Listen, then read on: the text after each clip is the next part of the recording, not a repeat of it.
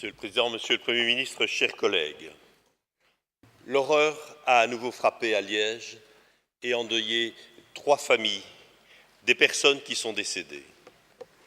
Nous sommes profondément attristés par la mort de Soraya, Lucille et de Cyril et nous présentons nos plus sincères condoléances à leurs familles.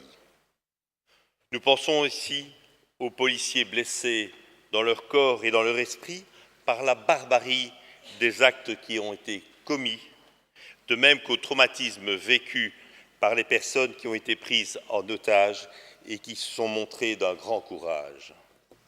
Que toutes les personnes qui sont intervenues pour venir au secours et sécuriser les très nombreux enfants, je pense au corps enseignant, sécuriser les citoyens de la ville de Liège, je pense au corps de police, reçoivent ici nos plus vifs remerciements et bien entendu, sans oublier Darifa, la femme d'ouvrage qui a eu un comportement remarquable de sang-froid. Monsieur le Premier ministre, les questions relatives à ce nouveau drame sont nombreuses et appellent des réponses attendues par toute la population. Des responsabilités seront sans doute pointées du doigt. Il faut étudier toutes ces questions avec attention, mais sans populisme. Nous nous interrogeons sur la manière dont sont évalués les risques potentiels d'un détenu en demande de congé pénitentiaire. Le profil de celui-ci est-il dressé et son évolution est-elle suivie et par qui? Sur la manière dont ce congé pénitentiaire a été octroyé. Contrairement aux allégations du ministre de la Justice qui prétendait que tout allait bien lors des 13 premières sorties pénitentiaires, la question d'une révision du congé pénitentiaire aurait sans doute dû se poser, dans le cas d'espèce, sur la base de plusieurs signaux. L'individu n'avait pas respecté certaines conditions lors des congés précédents et l'un de ceux-ci avait même été révoqué. Il existe 2 rapports de la Sûreté de l'État et l'un des services de renseignement de la police mentionnait que l'intéressé fréquentait des détenus radicalisés.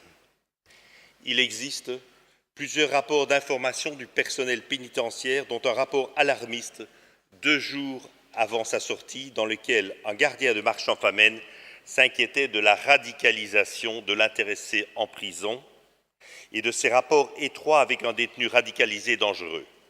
Ce rapport avait été établi moins de 48 heures avant le congé meurtrier.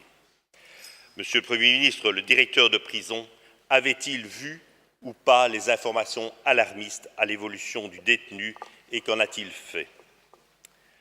Bien entendu, mon propos n'est pas de remettre en cause l'importance du congé pénitentiaire qui est fondamental pour préparer longtemps à l'avance la fin de la détention et remettre peu à peu le détenu en face avec la réalité de l'extérieur, de la vie en société, des responsabilités à prendre et le respect des conditions données.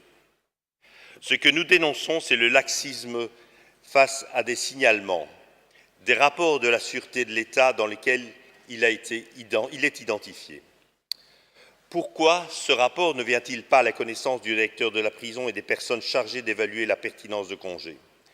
Pour quelles raisons le CAM n'a pas rédigé de rapport sur la base des informations que la Sûreté de l'État et les services de renseignement de la police détenaient?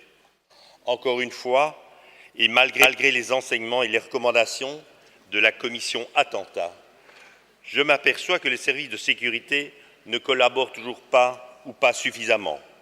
Où en est-on par rapport à la plateforme de partage d'informations entre les services de renseignement de la Sûreté et la Sûreté qui aurait été bien utile en ce cas d'espèce? Par ailleurs, nous dénonçons le manque de personnel dans les prisons ainsi que leur manque de formation adéquate. Les agents ne peuvent plus être suffisamment en contact avec les détenus, phénomène encore accentué par l'hyper-automatisation des prisons neuves. Et ils ne sont pas formés correctement, ces agents. Comment peuvent-ils alors détecter finement les phénomènes de radicalisation chez un détenu? La radicalisation dans les prisons est bien une plaie et un danger évident dans nos prisons et tous les dispositifs mis en place sur recommandation de la commission attentat ne semblent pas avoir servi à grand-chose, il y a lieu de les remettre en cause après les avoir analysés. Monsieur le Premier ministre, les faits sont terribles et les constats sont accablants. Quelles initiatives allez-vous prendre à l'égard des victimes de ces assassinats terroristes? Allez-vous revoir les dispositions prises en vue de lutter contre la radicalisation dans les prisons? Allez-vous enfin mettre en œuvre l'ensemble des recommandations de la commission Attentat? Je vous remercie pour vos réponses. Merci, Monsieur Delamotte.